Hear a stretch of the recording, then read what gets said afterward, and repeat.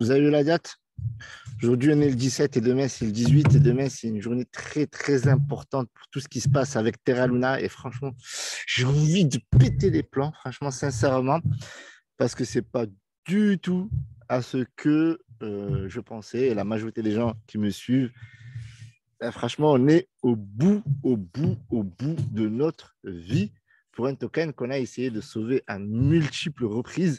Apprendre ça, c'est-à-dire que hier, alors que je faisais une vidéo où j'étais là en mode je soutiens le Terra Luna, on investit to the moon, allez, on y croit, en même temps, Docon ben, a fait le con. Voilà. Il a fait le con clairement.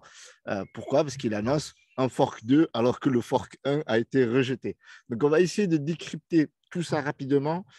Franchement, je n'étais pas motivé pour faire cette vidéo, sincèrement. Donc, mettez un max de pouces bleus ici, Hiroshi. Je me suis rappelé aussi que j'avais un giveaway, j'avais 100 $ à vous offrir. Donc, mettez un petit pouce bleu, commentez, rejoignez mon canal Telegram dans la description. On va commencer par ça parce que franchement, aujourd'hui, c'est la catastrophe. Alors, je remercie tous les nouveaux abonnés, tous les abonnés qui suivent avec moi ben, la nouvelle aventure ben, Terra Luna. J'ai fait un sondage. Alors, j'ai fait deux sondages. On va les checker. Donc, premier sondage sur Telegram. Donc, je vous invite à rejoindre mon canal Telegram pour suivre les sondages, les questions, le projet, Fork Luna, etc. On échange pas mal aussi dans les commentaires. Donc, vous pouvez avoir des questions, vous pouvez les poser ici. Vous aurez des réponses assez rapidement. On est 6767. Donc, à la question, à votre avis, le Fork Luna de la V2 va-t-il être adopté? Réponse non, 61%. Donc, je vais donner mon avis à la fin de la vidéo. Est-ce que je pense qu'il va être adopté ou pas? Et 39% pensaient que oui. Par contre, la majorité ont pensé que, ben, allez-y voir et vous allez voir ce qu'ils ont pensé. Bon, je vous le dis, la majorité ont pensé qu'il n'allait pas être listé tout simplement sur Binance parce que ben, CZ n'a pas validé le fork 1 et on ne voit pas pourquoi il validerait le second fork. Alors, on va regarder rapidement le marché. On a un marché qui tourne autour des 5%, puis je regarde tout à l'heure, on va actualiser parce que j'ai vu une baisse soudaine. Ma foi, en ce moment, on est plutôt comme ça. Ouais, bon, là, on est autour des 4,97%. Par contre, on a un Bitcoin qui perd 0,37%. Donc, on a l'habitude entre les 30K, les 28K, 29K. Donc, ça devient une habitude. Hein, ça fait le yo-yo. Donc, on a un marché qui ne sait toujours pas vers quelle direction prendre, si ce n'est que petit à petit, on voit bien qu'il est sur un canal baissier qui n'arrête pas de descendre, même si on n'arrive pas à voir clairement sur du moyen, long terme.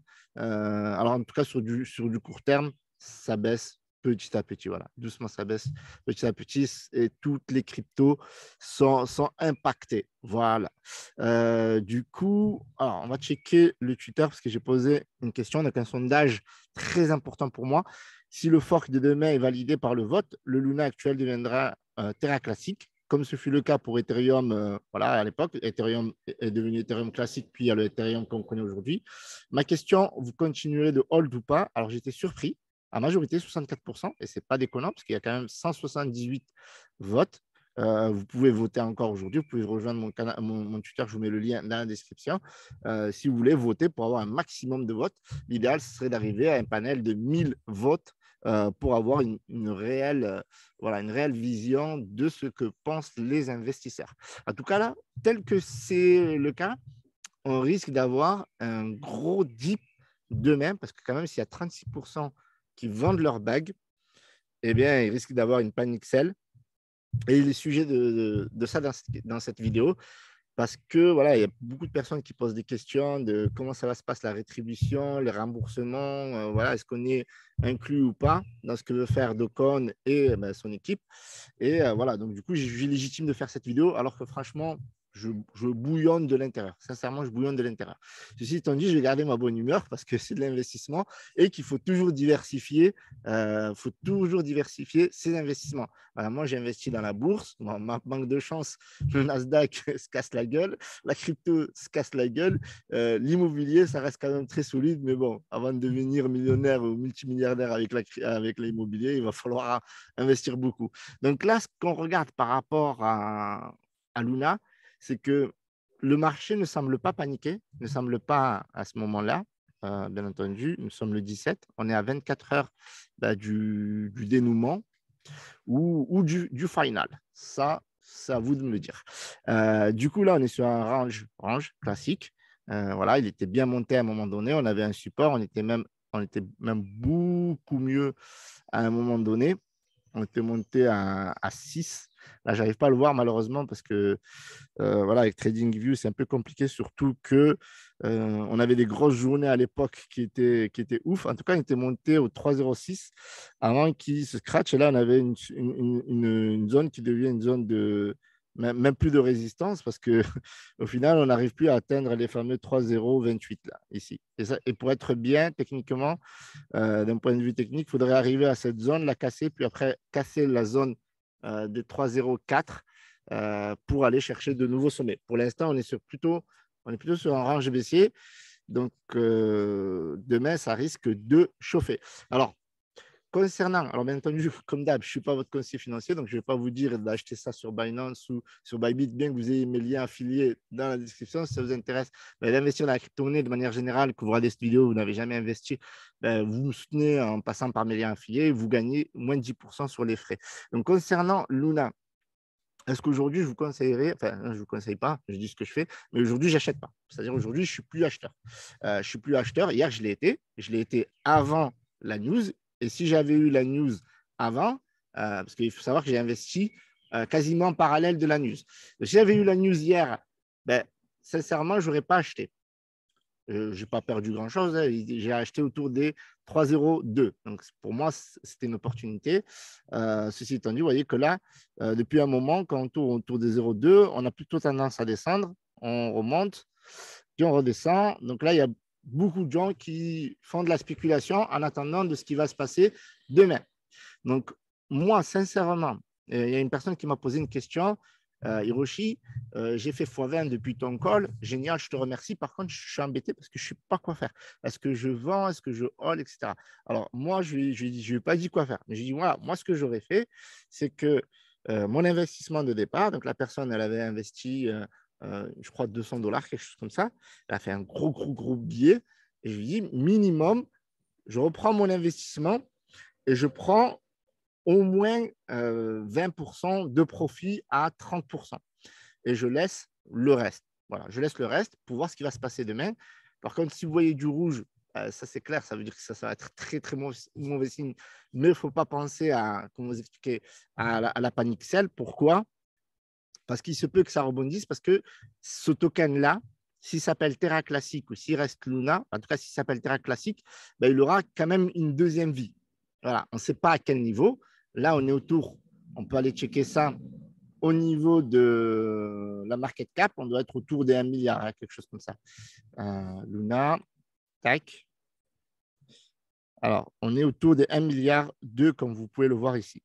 Donc, 1 milliard 2 pour une crypto-monnaie et une blockchain, c'est quand même assez correct, j'aimerais dire. En général, quand on a une grosse blockchain comme les Terra, ben, ça mérite minimum dans les 3-4 milliards. D'ailleurs, si on voit la plupart des blockchains, les grosses blockchains d'infrastructure, bon, je vais vous épargner Ethereum et BNB quand même, parce que voilà, donc là, on a du ADA, on est autour des 18 milliards, on a du Solana à 18 milliards.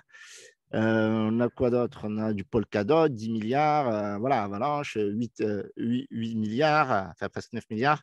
Donc, on a quand même pas mal, le Tron, 6 milliards, etc., etc. Polygon, 5 milliards, voilà, les gros. Voilà, c'est plutôt dans ce calibre. Hein. Et c'était même au-dessus. Terra, c'était au-dessus de Polygon et c'est au-dessus de Avalanche. Après, il y a match, j'aimerais dire, entre Avalanche et Polkadot, mais c'était quand même au-dessus, hein, j'aimerais dire, d'un point de vue aussi développeur. Et il y a aussi une guerre des développeurs, on pourra en parler une minute, même si ce n'est pas le sujet de la vidéo. On va revenir, bien entendu, sur ce qui va se passer demain.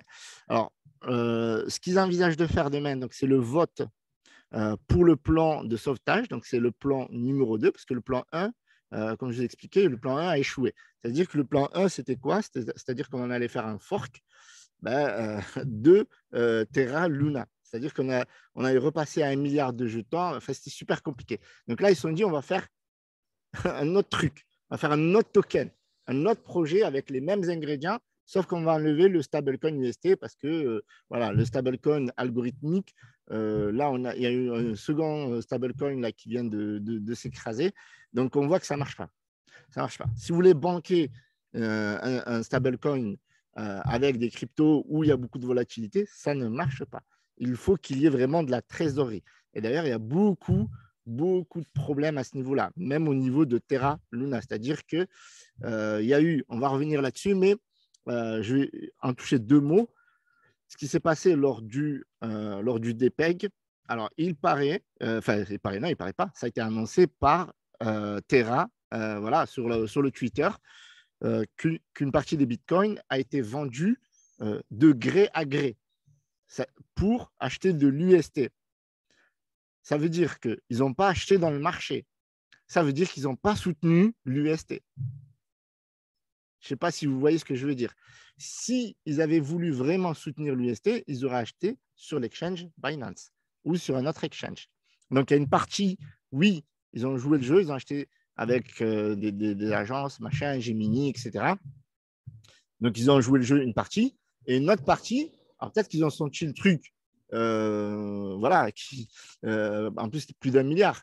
Donc, ils ont peut-être senti le feu passer, mais ils ont préféré, si vous voulez, entre guillemets, récompenser des investisseurs qui avaient déjà de l'UST que alors qui sont ces investisseurs de gré à gré, à qui ils ont acheté. Ça, c'est un gros mystère, on ne le saura jamais.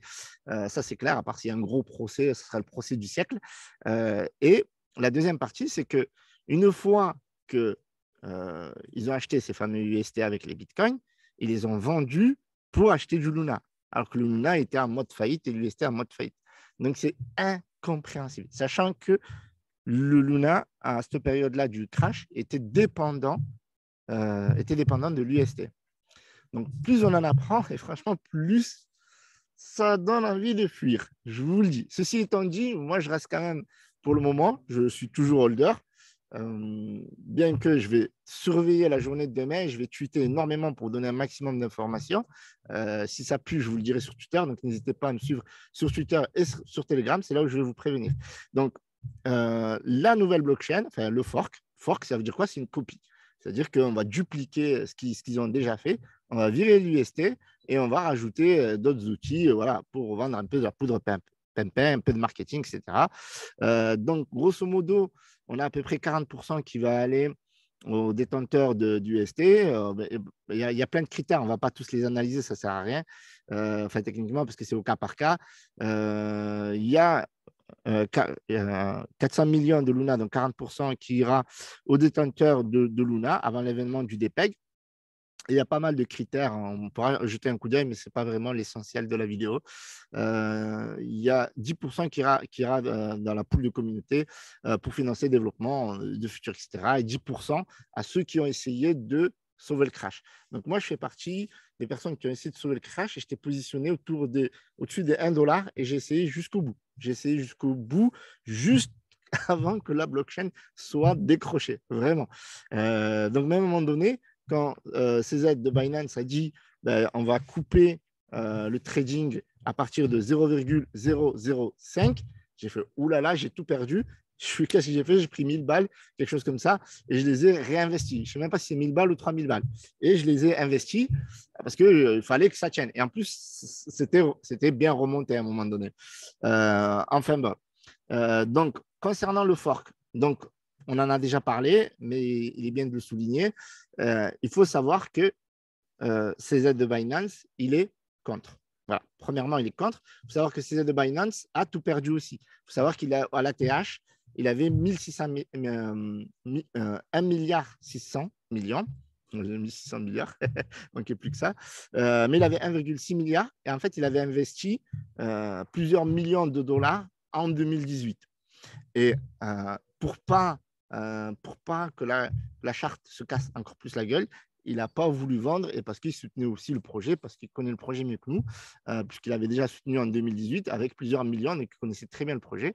Et puis là, il posait une question, où sont passés les bitcoins, sachant qu'il y a une partie des bitcoins qui ont été transparents, qui ont été suivis, puis après, il y a les bitcoins de gré à gré, on ne sait pas, et les bitcoins de sa propre plateforme, on ne sait pas parce que apparemment, ils n'auraient pas servi à acheter de l'UST, mais plutôt à vérifier, ont été envoyés de wallet en wallet. Alors, est-ce que c'était aussi pour acheter de gré en gré?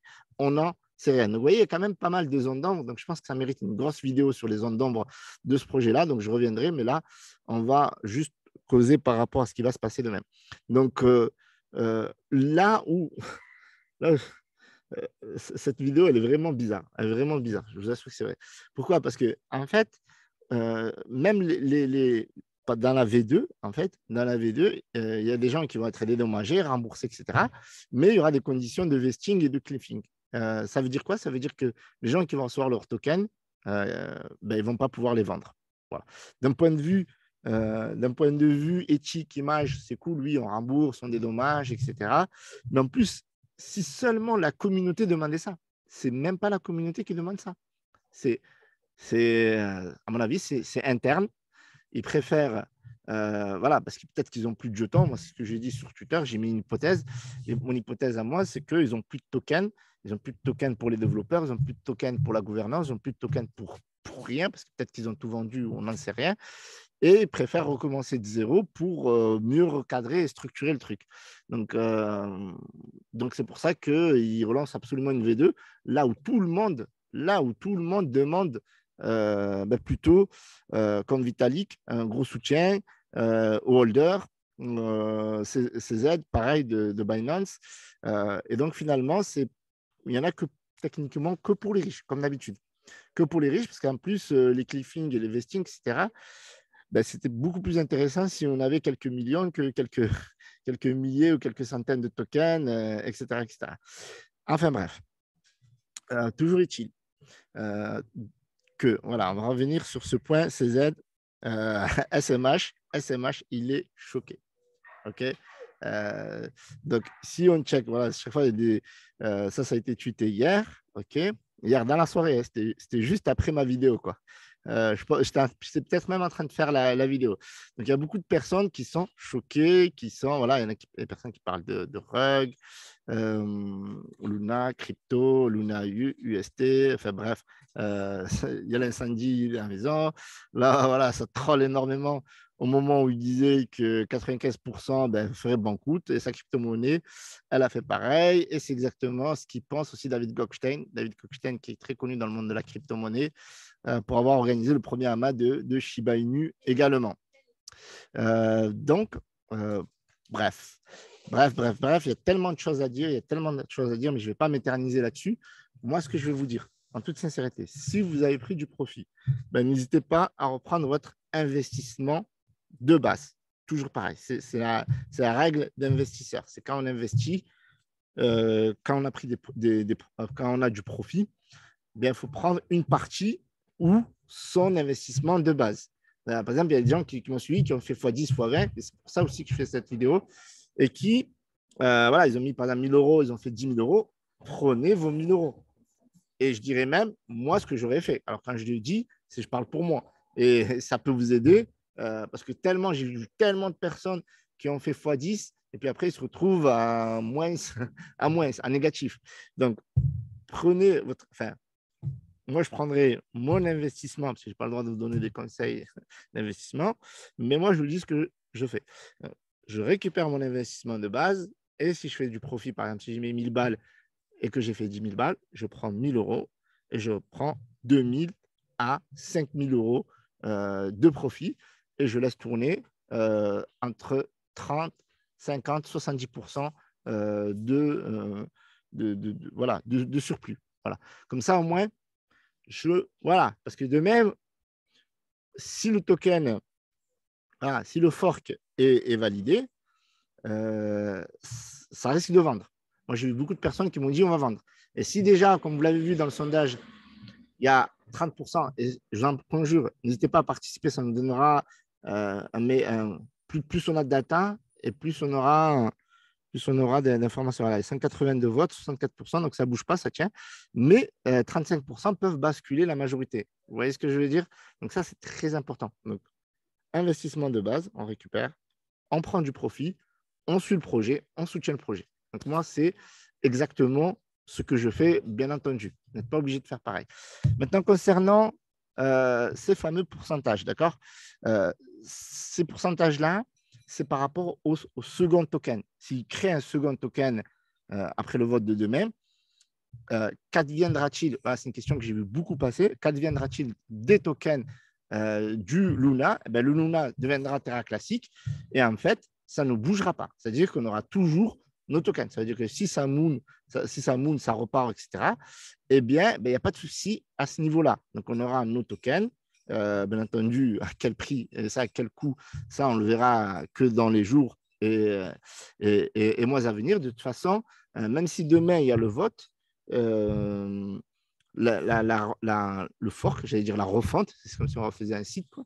La refonte du projet, eh bien, elle n'aura lieu qu'à partir du 27 mai. Parce qu'ils ont juste à cliquer sur deux boutons, on duplique, on vire l'UST. Franchement, ils sont des milliers à travailler là-dessus. Donc, moi, je ne me fais aucun souci d'un point de vue technique. Voilà. Donc, Docon, alors, avant de reparler de Docon, mais vous allez voir que ça, c'est les validateurs, vous voyez. Le Sigma 27 continue en Terra V2. Donc, vous voyez que les validateurs sont, pour la majorité, sont pour share commit to validating on the new Terra network. Donc, vous voyez qu'ils sont, les validateurs, ils sont tous là. Terra Bay, we will stay, we're in, time to rebuild, etc., etc. Donc, ben oui, parce qu'en fait, ça leur fait du travail. Ils sont payés pour faire ça. Ils ont des jetons pour faire ça. Et qui c'est qui va les payer? En fait, c'est qui? C'est les nouveaux investisseurs. C'est-à-dire que là, ce qui s'est passé, ce qui s'est passé avec le buzz de Terra Luna, c'est que, je ne sais pas si vous avez vu Docon, il n'a jamais eu 939,9 abonnés. Et on avait peut-être Terra Luna qui était autour des 600 000 abonnés. Et donc, du coup, maintenant, il se retrouve, alors ça, ce n'est pas l'officiel, alors faites attention, donc c'est ça l'officiel, à plus de 1 million d'abonnés.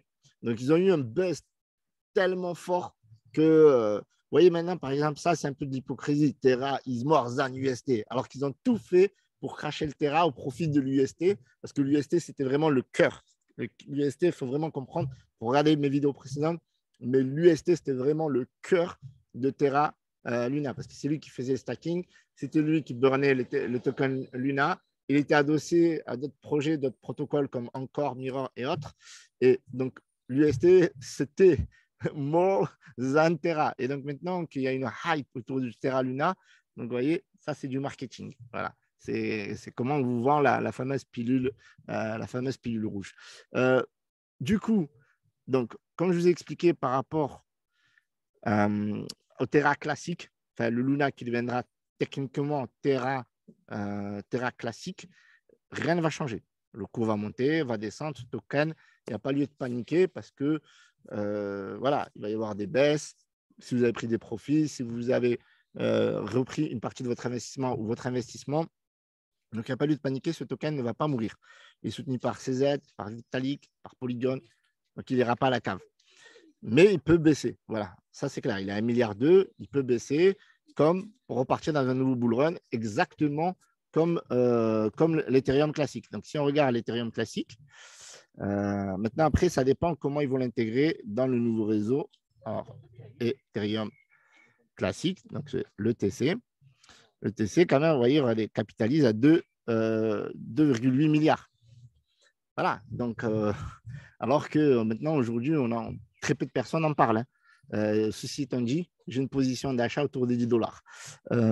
Voilà, donc poursuivant, donc rien ne change, sauf le nom, bien entendu, Terra classique. Et après, on va obtenir des jetons sur Terra en fonction de à quelle position on a acheté. Vous voyez? Et là, en fait, il y a beaucoup de gens qui n'ont pas bien compris. Là, ça, c'est 10% de la supply. C'est-à-dire que sur 1 milliard, il va y avoir 100 millions en fonction de la taille de notre bague et des autres membres. On va se partager 100 millions. Voilà. Je ne sais pas moi, imaginons, il y a 1000 personnes, il y a 1000 personnes qui vont recevoir 100 millions et ça va être proportionnel au nombre de jetons que l'on a. On ne va pas recevoir 10% des jetons que l'on a aujourd'hui. C'est-à-dire aujourd'hui, si vous avez 1000 jetons, vous n'allez pas recevoir 100 jetons. D'accord? Cela dépend de combien de personnes il y a qui ont essayé de soutenir le Luna durant la crise, quoi, durant le crash. Quoi, voilà. Donc après, vous pouvez être positionné aussi après l'attaque.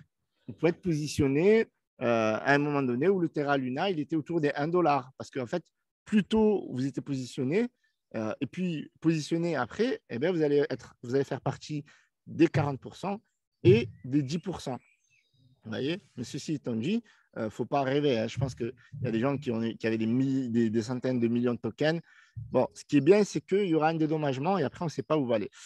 Problématique par rapport à ce projet-là. Problématique. Donc, est-ce que ces aides, est-ce que les exchanges vont valider? Est-ce qu'ils ne vont pas dire, hop, hop, hop, vous nous avez pris pour des rigolos, on a investi des millions, imaginez ces aides, il a investi des millions, il se retrouve avec 1,6 milliard, il a dit, oh, tranquille, ça gère, il gère, je leur ai fait confiance, je suis bien, mais moi, je ne vais pas dumper parce que je soutiens le projet, ça peut aller encore plus loin. Et bim, il se retrouve à 3 milliards. Je ne sais pas si vous avez vu, il y a pas mal de tweets de ces aides, donc n'hésitez pas à les checker. Voilà, on avait vu les validateurs. Voilà, donc le projet, techniquement, il est validé. CZ, il a dit voilà, je suis encore poor again, de 1,6 milliard à 3 000 $. C'est juste ouf. Mais bon, je ne m'en fais pas pour lui. Ceci étant dit, même lui, on le prend pour un jambon. Hein. Il est dégoûté. Donc, à quoi joue l'équipe de Terra Luna? On ne le sait pas vraiment. Ceci étant dit, on sait que ben, ils ont deux poids, deux mesures, comment dire. Ils sont plus orientés développeurs et gros investisseurs que communauté. Alors qu'ils sont là à dire oui, la communauté, nanani, nanana, la hype. Et ça, sincèrement, ça m'énerve, ça m'agace. Voilà. Entre guillemets, on n'est pas, voilà, on est laissé pour quoi, j'aimerais dire. Même si, voilà, on essaie de nous dire, oui, vous allez recevoir 10%, mais 10% sur combien de personnes, etc. Ça va pas être grand-chose au final. Mais ceci étant dit, c'est mieux que rien, j'aimerais dire. Voilà, donc voilà ma vision, d'accord? Bien entendu, n'hésitez pas à dire si vous la partagez. Et moi, je vais faire le tirage au sort. Je serai disponible sur Twitter et Telegram pour échanger avec vous. OK, donc voilà, on va faire le tirage au sort. Donc, deux gagnants. OK, on prend les commentaires. Parfait. Donc, je fais souvent des giveaways. Donc, si vous êtes nouveau sur la chaîne, donc n'hésitez pas à commenter. Voilà, merci. Merci, tu as gagné 50 $. Alors, pick another commentaire. The Blood, prendre des tokens, c'est qui te double. Je pense que s'il annonce qu'il va burn les tokens, il y aura plus d'investissement. Et maintenant, la dernière solution, bien entendu, ça serait exactement ça. Ça serait le burn, mais bon, ça, on le reverra. On en a assez parlé du burn, mais enfin, pour le moment, on en reparlera en fonction de ce que proposera Docon et son équipe. Mais en tout cas, pour l'instant, on est en attente. On est en attente, c'est un peu compliqué, mais ne restez pas figé. Comme je vous ai dit, moi, règle numéro 1, reprendre son investissement de départ, surtout si on a fait x10, x20, etc. Prendre du profit. Et monsieur sur Twitter, Telegram, comme ça, moi, je vous donnerai des news tout au long de l'évolution du projet demain et dans les jours à venir, même à partir de ce soir. Donc, n'hésitez pas, surtout pas. Je vous remercie d'avoir visionné cette vidéo. C'était un plaisir. Bien que j'étais un peu vénère au début, là, du coup, je reprends un peu le sourire. Salut à tous, c'était Hiroshi.